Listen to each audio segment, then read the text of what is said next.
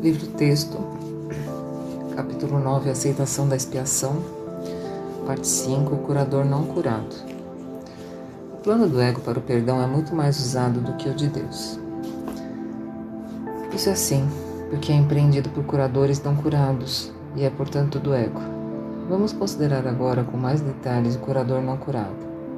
Por definição, ele está tentando dar o que não recebeu. Se um teólogo, por exemplo,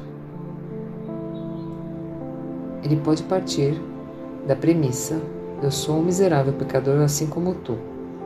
Se é um psicoterapeuta, é mais provável que parta da crença igualmente inacreditável em que o ataque é real para ambos, ele próprio e o paciente, mas que não importa para nenhum dos dois.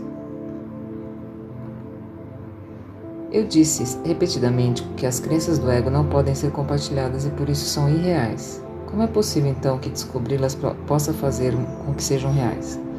Todo curador que procura fantasias para que venha a ser verdade necessariamente não está curado, porque não sabe onde procurar a verdade e, por conseguinte, não tem resposta para o problema da cura.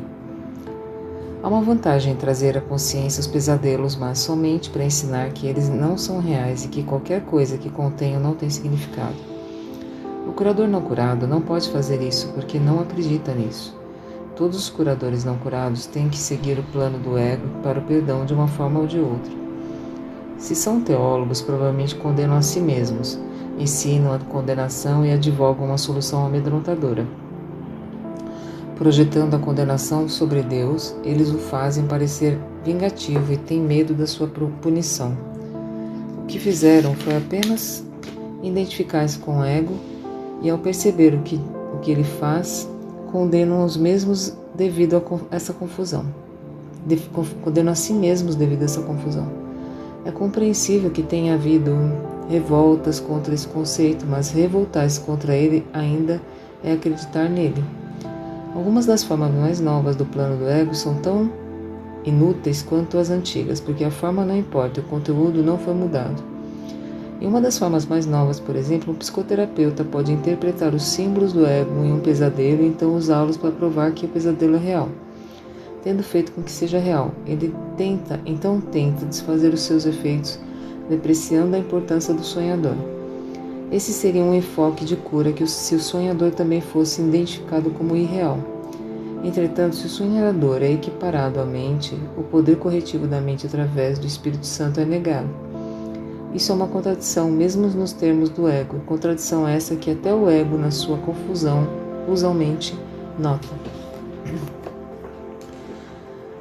Se o caminho para neutralizar o medo é reduzir a importância da mente, como pode isso construir a força do ego? Tais inconsistências evidentes são a razão por que ninguém realmente explicou o que acontece na psicoterapia.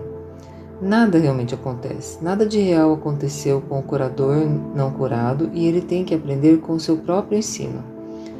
Seu ego sempre buscará ganhar alguma coisa da situação. O curador não curado, portanto, não sabe como dar e, consequentemente, não pode compartilhar. Ele não pode corrigir porque não está trabalhando de modo a corrigir. Acredita que depende dele ensinar ao paciente o que é real, embora ele próprio não o saiba. O que deveria acontecer então quando Deus disse: haja luz, houve luz? É possível achares a luz analisando a escuridão, como faz o psicoterapeuta? Ou como teólogo, reconhecendo a escuridão em ti mesmo e procurando uma luz brilhante, ou melhor, distante, para removê-la, enfatizando a distância durante todo o tempo? A cura não é misteriosa. Nada vai mudar a não ser que seja compreendido, já que a luz é compreensão. O miserável pecador não pode ser curado sem mágica e nem pode uma mente sem importância estimar-se sem mágica. Assim sendo, ambas as formas de abordagem do ego têm necessariamente que desembocar em um impasse. A característica substitui situação impossível a qual o ego sempre conduz.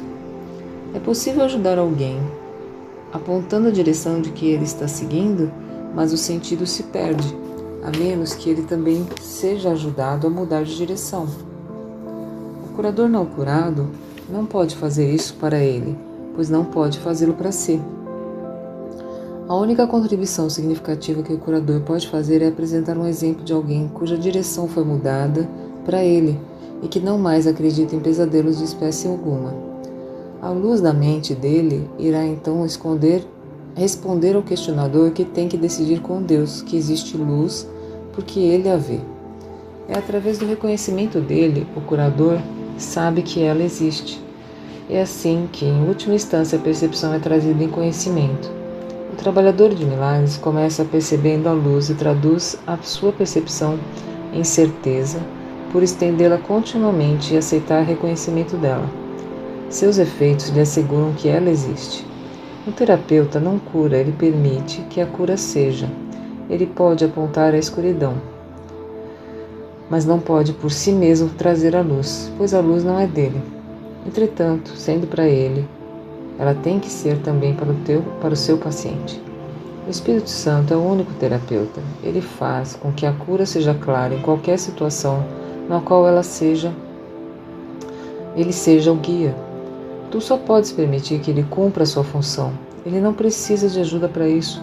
Ele dir-te-á exatamente o que fazer para ajudar qualquer pessoa que ele te envie em busca de ajuda, e falará a ela através de ti, se não interferires. Lembra-te de que escolhes o guia para ajudar e a escolha errada não ajudará. Mas lembra-te também que a escolha certa vai ajudar. Confia nele, pois ajudar é a sua função, e ele é de Deus. À medida que despertas outras mentes para o Espírito Santo através dele e não de ti, vais compreender que não estás obedecendo às leis desse mundo. Mas as leis que estás obedecendo funcionam. Bom é aquilo que funciona. É uma afirmação sólida, porém insuficiente. Só o que é bom pode funcionar. Nenhuma outra coisa funciona em absoluto. Esse curso oferece uma situação de aprendizado muito direta e muito simples e provê o guia que te diz o que fazer. Se o fizeres, verás que funciona. Seus resultados são mais convincentes do que suas palavras. Eles te convencerão de que as palavras são verdadeiras. Seguindo o guia certo, aprenderá a mais simples de todas as lições. Por seus frutos os conhecereis e eles conhecerão a si mesmos. Fim da leitura do texto de hoje. Livro de Exercícios, lição 72. Guardar mágoas é um ataque a um plano de Deus para a salvação. Embora tenhamos reconhecido que o plano do ego para a salvação é o oposto do plano de Deus, ainda não enfatizamos que ele é um ataque ativo ao seu plano e uma tentativa deliberada para destruí-lo. No ataque, os atributos que são de fato associados ao ego são conferidos a Deus, enquanto o ego parece tomar para si os atributos de Deus. O desejo fundamental do ego é o de tomar o lugar de Deus.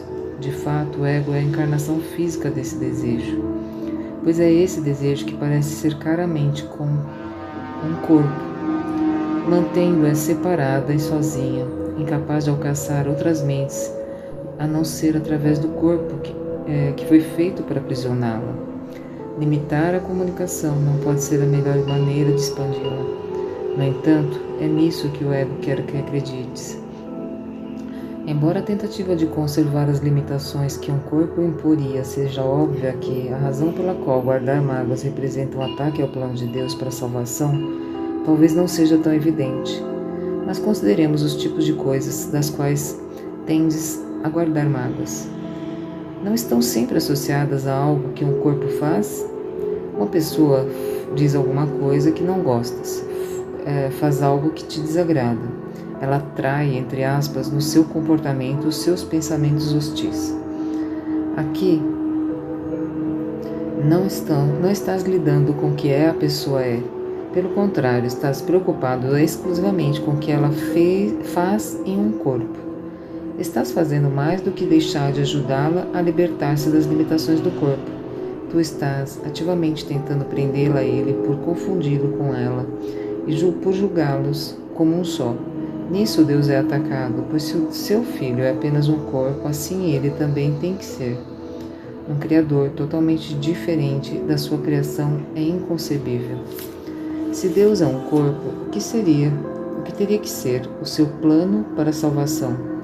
O que poderia ser senão a morte? Ao tentar apresentar-se como autor da vida e não da morte, ele está sendo um mentiroso e um impostor, cheio de falsas promessas, oferecendo ilusões de lugar de verdade. A realidade aparente do corpo faz com que essa perspectiva de Deus seja bastante convincente. De fato, se o corpo fosse real, seria realmente difícil escapar dessa conclusão. E toda a mágoa que guardas insiste que o corpo é real. Ignora inteiramente o que é o teu irmão. Reforça a tua crença de que ele é um corpo e condena por isso.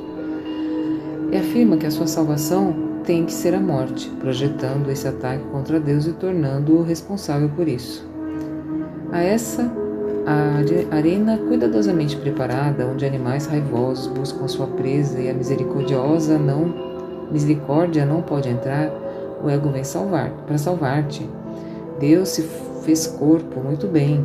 Aceitemos isso e fiquemos contentes, enquanto o corpo não te deixes provar daquilo que o corpo oferece. Pega o pouco que puderes conseguir. Deus não te deu nada, o corpo é o teu único salvador. Ele é a morte de Deus e a tua salvação. Essa é a crença universal do mundo que vês. Alguns odeiam o corpo e tentam feri-lo e humilhá-lo. Outros amam o corpo e tentam glorificá-lo e exaltá-lo. Mas enquanto o corpo estiver no centro do teu conceito de ti mesmo, estás atacando o plano de Deus para a salvação e guardando as tuas mágoas contra ele e sua criação, para que não possas ouvir a voz da verdade e dar-lhes boas-vindas como antiga, melhor como amiga. Ao invés disso, o Salvador que escolheste toma o seu lugar. Ele é teu amigo, Deus é o teu inimigo. Hoje, tentaremos parar com esses ataques sem sentido contra a salvação. Tentaremos, ao contrário, dar-lhes as boas-vindas. A tua percepção invertida de cabeça para baixo tem sido desastrosa para a paz da tua mente. Tens visto a ti mesmo em um corpo e a verdade fora de ti, trancada longe da tua consciência pelas limitações do corpo. Agora tentaremos ver isso de modo diferente. A luz da verdade está em nós, onde foi colocada por Deus. É o corpo que está fora de nós e que não é preocupação nossa. Estar sem o corpo é estar no nosso estado natural, reconhecer a luz da verdade em nós e reconhecer-nos tais como somos. Ver o nosso ser separado do corpo é dar fim ao ataque, ao plano de Deus para a salvação, e ao invés disso aceitá-lo. E onde quer que o seu plano seja aceito, já está realizado. A nossa meta nos períodos de prática mais prolongados de hoje é a de passarmos a estar cientes de que o plano de Deus para a salvação já foi realizado em nós. Para alcançar essa meta, temos que substituir o ataque pela aceitação. Enquanto o atacarmos, não podemos compreender o que é o plano de Deus para nós. Portanto, estamos atacando o que não reconhecemos. Tentaremos agora deixar o julgamento de lado e perguntar qual é o plano de Deus para nós. Pai, o que é a salvação? Eu não sei. Dize-me, para que eu possa compreender. Então, esperaremos em quietude pela sua resposta. Nós temos atacado o plano de Deus para a salvação sem esperarmos para ouvir o que é. Bradamos as nossas mágoas tão alto que não escutamos a sua voz. Usamos as nossas mágoas para fecharmos os olhos e taparmos os nossos ouvidos. Agora queremos ver, ouvir e aprender. Pai, o que é a salvação? Pergunta e serás respondido. Buscas e acharás. Não estamos mais perguntando ao ego o que é a salvação e onde podemos achá-la. Estamos perguntando isso à verdade. Tem certeza então de que a resposta será verdadeira por causa daquele a quem perguntaste.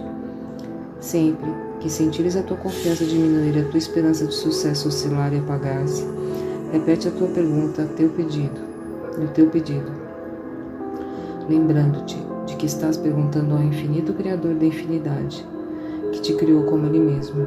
Pai, o que é a salvação? Eu não sei. Diz-me, para que eu possa compreender. Ele responderá que estejas determinado a ouvir. talvez 2 períodos de prática mais curtos por hora serão suficientes para hoje, já que terão uma duração ligeiramente maior do que a do costume. Esses exercícios devem começar com: guardar mágoas é um ataque ao plano de Deus para a salvação. Que eu aceite, ao invés disso, Pai, o que é a salvação? Em seguida, aguarda mais ou menos 1 minuto em silêncio, de preferência com os olhos fechados, e escuta a sua resposta. Fim da leitura do exercício de hoje.